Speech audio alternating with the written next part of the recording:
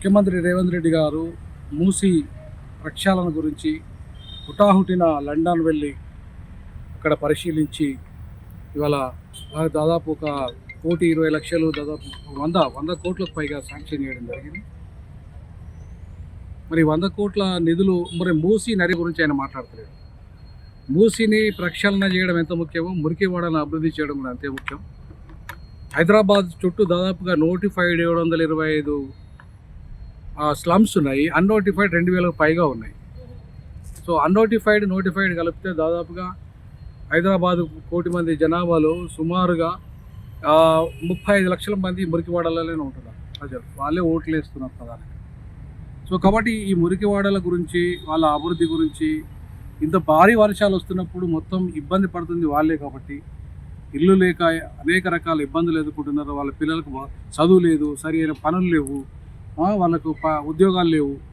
కాబట్టి ఇట్లాంటి ప్రజలు దాదాపు 35 లక్షల మంది ప్రజలు, 40 లక్షల మంది ప్రజలకు ఇవాళ మీరు వాళ్ళ గురించి మాట్లాడతలేరు. దాదాపు దాంట్లోనే ఒక 25 లక్షల మంది ఇవాళ ఇండ్ల కోసం దరఖాస్తు పెట్టుకున్నారు. హైదరాబాద్లో 25 లక్షల మంది ఇళ్ళ కోసం దరఖాస్తు పెట్టుకుంటే మీరు ఇంతవరకు వాళ్ళ గురించి ఒక మాట మాట్లాడలే. ఆ దరఖాస్తుల పరిశీలన ఏమైందో కూడా తెలియదు.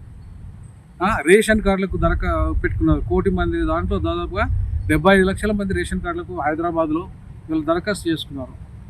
మరి ఇవన్నీ ఇప్పుడు పేద ప్రజలకు సంబంధించి ఒక్క మాట లేదు. వాళ్ళ ఇల్లు సమస్య లేదు, వాళ్ళ వాళ్ళ పనుల సమస్య లేదు, వాళ్ళ పరిశుభ్రత సమస్య లేదు, వాళ్ళ ఆరోగ్య సమస్య లేదు, వాళ్ళ విద్యా సమస్య లేదు.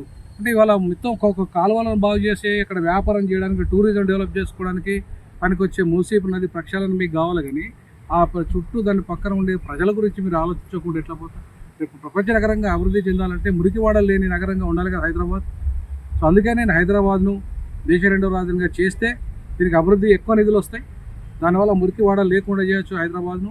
తర్వాత ఈ మురికివాడల అభివృద్ధి కూడా ప్రత్యేకమైన ప్రణాళికలు తయారు చేసుకోవచ్చు. ఆ దిశగా ముఖ్యమంత్రి గారు ఆలోచించాల్సిందిగా నేను డిమాండ్ చేస్తాను. అసలైన తొలి వెలుగు. ఫాలో వాట్సాప్ @తొలి వెలుగు official.